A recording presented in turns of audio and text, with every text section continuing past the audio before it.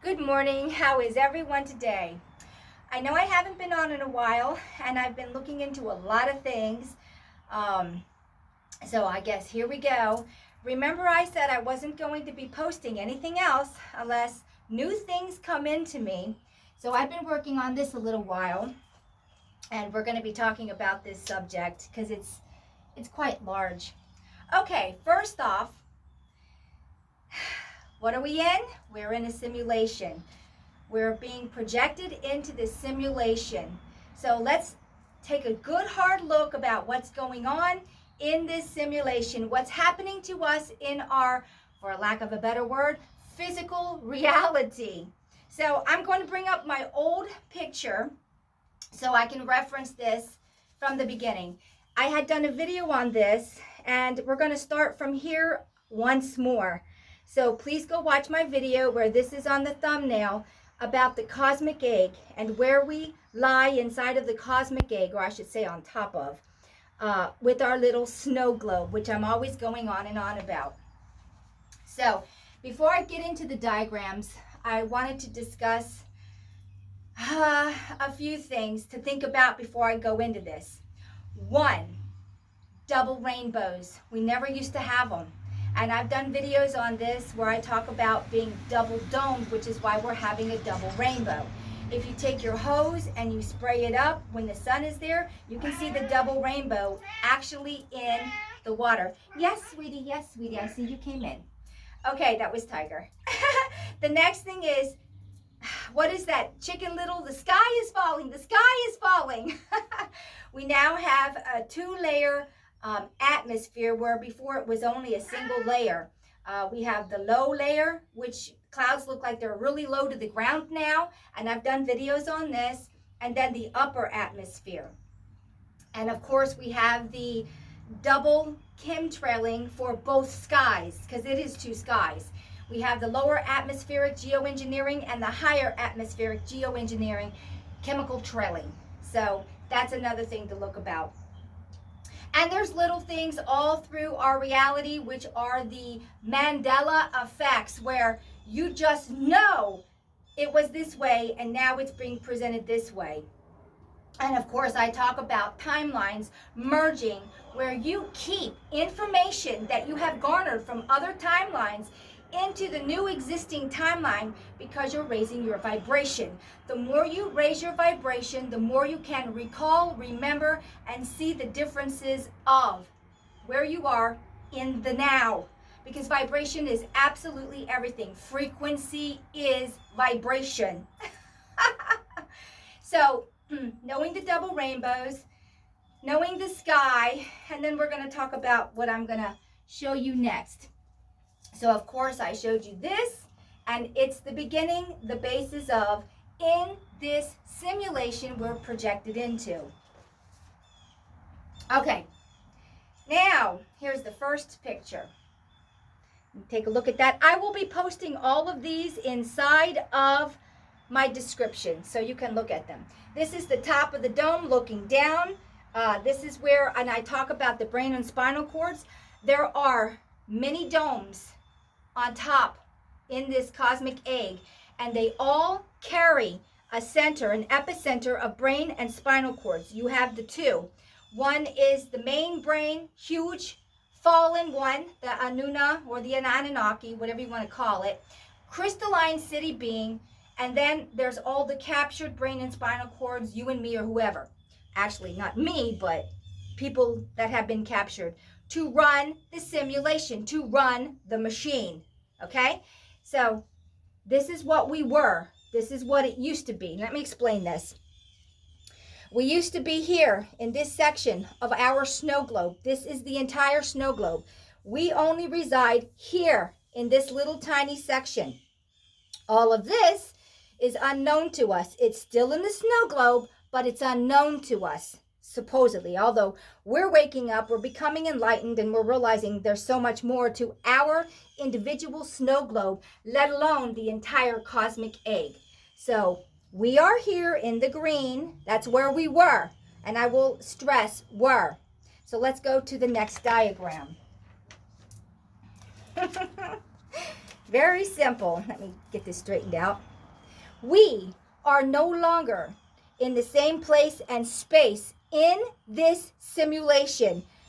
This is now deleted, like you were going to go and delete a computer game and reprogram it. This is where we are now in this red section. Everything has been transposed over here. But what has not changed is when you look up, and that's your holographic sky. So from a new perspective here, everything is changed. I mean, everything in your sky is off kilter. It's quite something. When you're looking up and you're like, wow, okay, let's see what's changed. So here it is, the new location. We're no longer here. We are now here, which is another part of your snow globe. Everything's been moved. This is a simulation. Let me stress that again. This is how these things can be done. New location, new moon perspective. So let's go to the new moon perspective.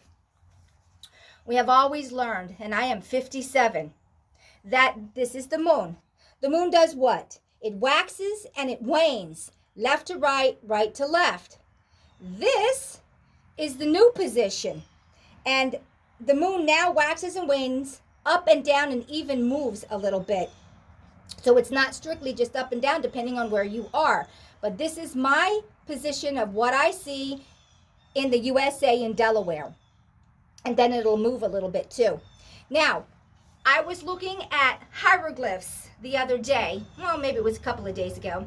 In some of my books that I have, because I wanted to understand these pictographs. And I saw a picture where the moon is in a time frame with the Egyptians, that the moon looked just like this. And then I started looking into that. And I'm like, whoa, why does the moon look upside down in this pictograph? And I'll have to try to find it and post it in my description when I actually post my video. The moon is completely looking like this. Because in this simulation, it marks a time of great change. And that's why the moon was depicted upside down, because it marks time through the simulation. So this is what we had. This is what we're in. Had in. Interesting. Okay, here's the next one. Here's our dome. And we'll look at this for a second. We've always got the entrance in the middle of our dome. So even though we're in a section, every section will hit a point in this middle. So it's divided into 4 quadrants, which, let me show you that again. This is divided into 4 quadrants, believe it or not. So it's section 1, 2, 3, 4, and I just didn't draw the line in here. But the middle section is in all 4 quadrants. And that's actually relatively important because it's access to up and below. So here we go. The brain and spinal cords are in the middle. They're always in the center of every dome, running this thing, of course. In our projection streams, if you are a brain and spinal cord, this is how you're being projected into your physical avatar, which you think is physical. Remember, frequency, depending on the amount of frequencies coming into any individual thing, whether it be me, this house, a tree outside, a zebra, a giraffe, it doesn't matter, a lion, a cat, a dog, run in spectrums of frequencies holding that frequency, or you simply wouldn't exist, because this is a simulation. And so I was watching Marina Jacoby the other day. I'm going to have to post her video of that in my description link too. It wasn't on YouTube, it was on her own thing, because I had just found out that she has her own thing, and I started watching this 2 weeks ago. So she did one where a man did frequencies through the somatics, and running different frequencies with each somatic through frequencies, it actually produced a face of a human being. And I had seen this for a while, where each frequency, because there's a combination of frequencies that create our avatars that create whatever. This is why you can also reboot these systems, because it is frequencies. And like a computer, because these are biological computers, these avatars, they can be rebooted to ground zero, which means that you can be rebooted back to youthfulness or back to ground zero.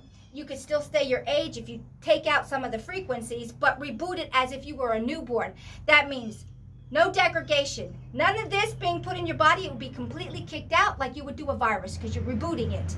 So, and it goes on and on. So if you've had problems or you had injuries, that could all be rebooted back to ground zero. You can keep your age. You can even put an age in that you wanted to retain. Say you wanted to be, I don't know, 30. You could go back to being 30 or 25 or whatever. It's your discretion. These are technologies, because this is a biological body. And these are very capable of having. This is why you hear about some people who have lived for thousands and thousands and thousands of years, because they've learned how to manipulate the simulation, which this is in the sim. Okay, I'm digressing. So basically let's go to the next one. Okay, this is your factions. Here we go. Look at that V, it's always in our face. So basically one ancient, let me read this. Aliens, aka humans on the other side of the dome, including hybrids, land and water. Of course, we were talking about the cryptids. Cryptids are everything. We are a cryptid also. We are an original, but we've also been manipulated in many degrees. And I could go into, let me just veer off for a second here. Why are the Caucasians not indigenous in many aspects? Yes, you can go back and find a few Caucasians that were indigenous, but they weren't us either. So at one time when these big events came, these resets, we went underground and manipulation started, so you could survive underground, and things were genetically altered. That's why Caucasians have skin that can burn from the sun, because if you were indigenous and stayed on top, you wouldn't be burning. All the Caucasians, all of them at one time were indigenous. This is what happens when you chimera. You end up with the Caucasian race. All beings were indigenous. There was no such thing as a white being. This is a manipulated shell. This is why we have the light eyes. This is why we have the white skin. We are and were the indigenous, but this is what chimeraing does to your species. Look at me, because this is a chimera. So when people are running around saying they're better than, they're this than, they're that than, that's ridiculous. Because we're all the same species, but we've been manipulated. We've also been manipulated where in our thinking processes, things were taken out, which is why I can just go down that road, but I'm not going to. I've done videos on that also. So let me stop digressing and go back into this again. Here we go. Okay, the brain and spinal cords inside Earthland AI. Of course, we know about that. Please go watch my videos on the brain and spinal cords. I introduced it with Adam initially. I had talked about it before, but just barely hit the surface. Remember, this is a simulation. So here we go again. Okay, the cabal equals the pirates. The East Indian Company take over humans. They're the ones that came from under the ground. They date back to being actually Egyptian. Let me say that again.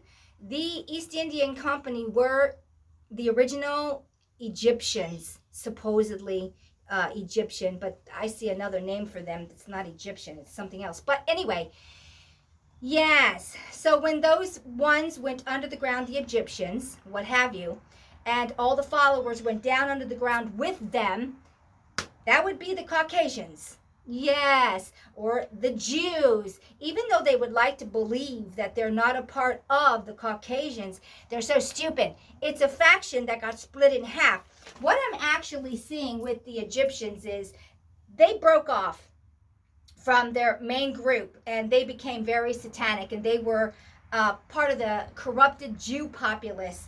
And when they had gone under the ground, they started doing a lot of manipulations, which created these white avatars. And of course, even from there, depending on the consciousness that comes down into the avatar, is the split. There's a lot of them that the Jews, not all Jews, but the corrupted Jews, just like there's corruption in everything, I'm sure, in this reality, who believe that they are the ones, they're ridiculous. It's stupid because they don't even know their own history. And their own history is everybody was the same at one given time. And then the splits, the blah, blah, blah, blah, blah, blah, blah. And it keeps going and going and going. This is one day when they have the technology, when we have the technology, which the technology is there, but it's not given out because of where we are in this reality. We will be finding out, if you root it all the way back to the very beginning, everyone had the same whatever in the avatars, and the avatars were one thing. And then from there, the manipulation began, the experiments began, and then we started having all these different groups of beings, when in reality, there was only one. And they were the custodians of this reality for this Gaia. And then high tech came in, and let me veer off and talk about this real quick. I was watching a Alex Jones and David Icke thing that they had done for, like, I think it was 2 hours or something, close to 2 hours, and all kinds of stuff started coming into me when I was watching that. David Icke was talking about the reptilian AI, which is on 4D, coming and being shoved back down through 3D. Now, this is what I saw that he doesn't know this, so I'm going to say it. When you're on a lower area, you run much faster. I mean, you're running fast, fast, fast. As you go up, it gets slower, slower, slower. The reptilian AI were initially on 2D. They are a type 1/type 2 civilization. Just because you're a type 1, type 2 civilization, they are the exception, doesn't mean that you're actually a higher energy being. So what the reptilians have done is they have created, with their type 1/2 civilization, they had created technologies that I'm seeing that could artificially encase them in a frequency that would allow them to skip through the dimensions. This is how they got to 4D to begin with. They were getting ready to bust through 5D because of their technologies with AI. And that's when it got stopped, because by the time it was realized up in 5D, 6D, they already had done all this, because time runs so much faster down here than it does up here. It slows down the higher you go. So what I'm seeing is the 5D, 6D, 7D beings are slamming the reptilian AI back down to 2D. Well, they got them mostly out of 4D. They've completely stopped them off 5D. But here's the thing.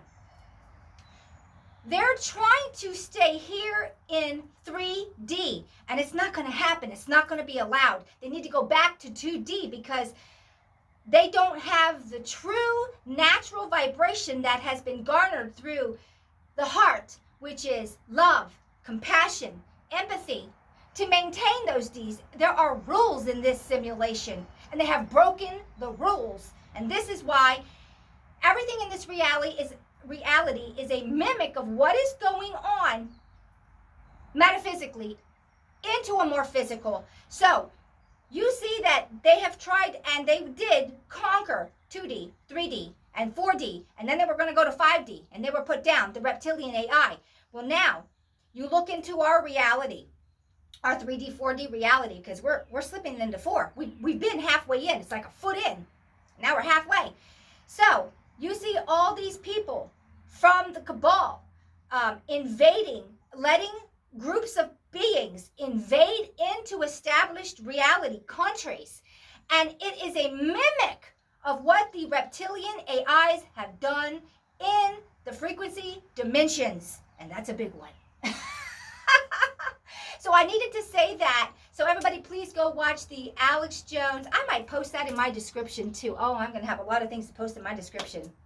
So let me get back to what I was talking about. I am so rambling on and on and on. No, we won't talk about that. This is going to be a really long video. But there it is in a nutshell. We are raising our own vibrations. We are waking up. The reptilian AI is being found out. This information is flooding in because it's time.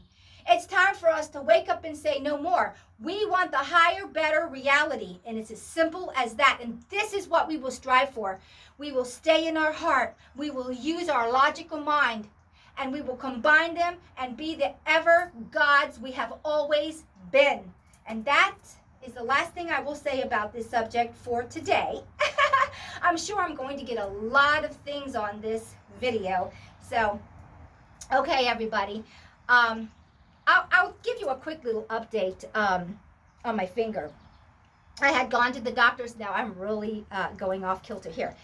I went to the doctors almost 4 weeks ago, and I didn't like the diagnosis he gave me. And I knew it was wrong. I heard voices in my head saying, no, you're getting a second opinion.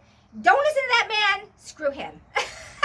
So I went a couple of days ago to another doctor. The first doctor I went to was in his 20s, and he was a loser. Loser, loser, loser. Even no. So the second one I went to was in his 60s, and he looked at my finger, and he's like, yeah, we're getting x-rays right away. So I had x-rays from my last one, but when they sent it over, they were completely blank. No, it was terrible.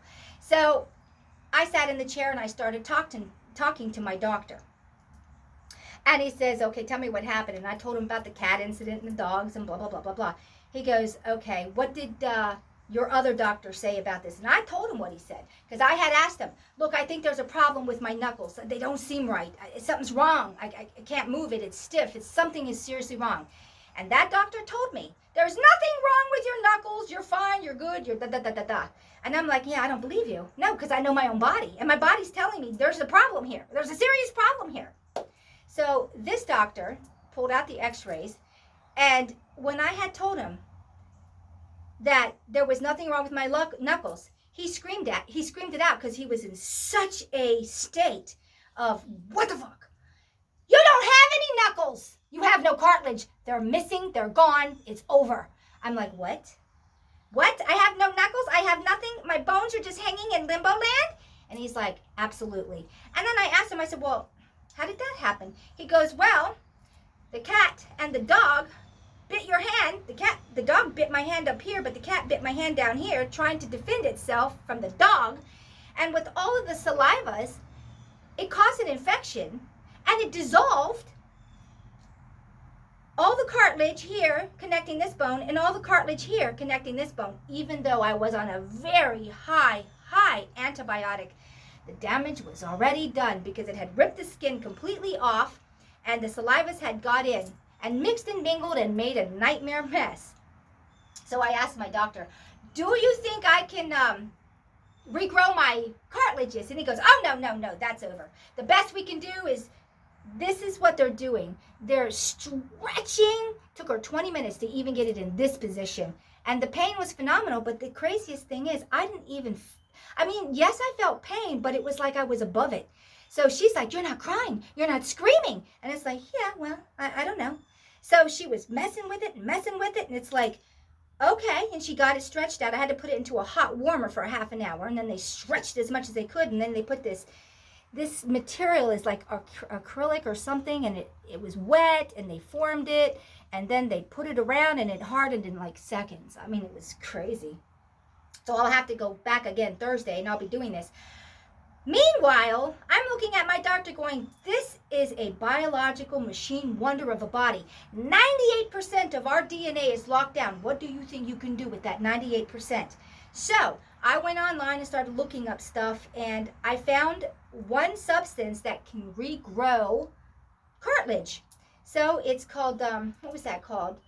Glucomycin, or something, glucose something. You'll have to look it up. I have the bottle, but it's in the other room. Glucomycin? something like that. So I'm taking that. I found some foods that you can take that can regenerate your cartilage and keep it healthy. So I changed my diet into eating more of that, which is basically pomegranates, blueberries, leafy green vegetables, what have you. But the glucomycin is actually comprised of seashells, not seashells, but crustacean shells. So shrimp shells, crab shells, crayfish shells, lobster shells that are ground up, and they have that in there, and they directly give your body what it needs to rebuild that cartilage. So I told my therapist, because I just started going there, and I told her I was going to rebuild my cartilage. She goes, you know, I believe you could do that. I believe you can, because I've seen miracles in this office. So the office has people that have been working there for like, they've been in the field for like 25, 30 years. So they've seen a lot of things, and they know that the human body is miraculous.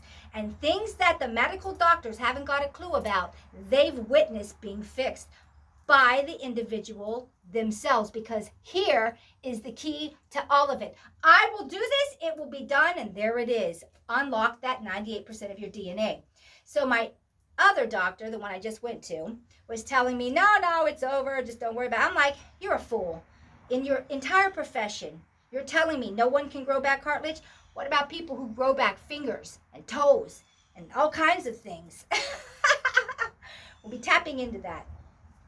So basically, when I was in the office with him and he was pulling and pushing and moving my finger, he ends up stopping, because I'm not even twitching, because I don't feel the pain like that. I feel it's very sensitive, but for some reason, when he was doing all of this, the pain just kind of went to a minimal. So he gave me a look, a shot. He shot a look at me like, why aren't you screaming? Why aren't you freaking out? Why aren't you even flinching? I'm telling you, we are transversing into higher dimensions, and this is one of the things that we will have, the ability to control pain. We can minimize it to the point where it's very tolerable, and then fix it.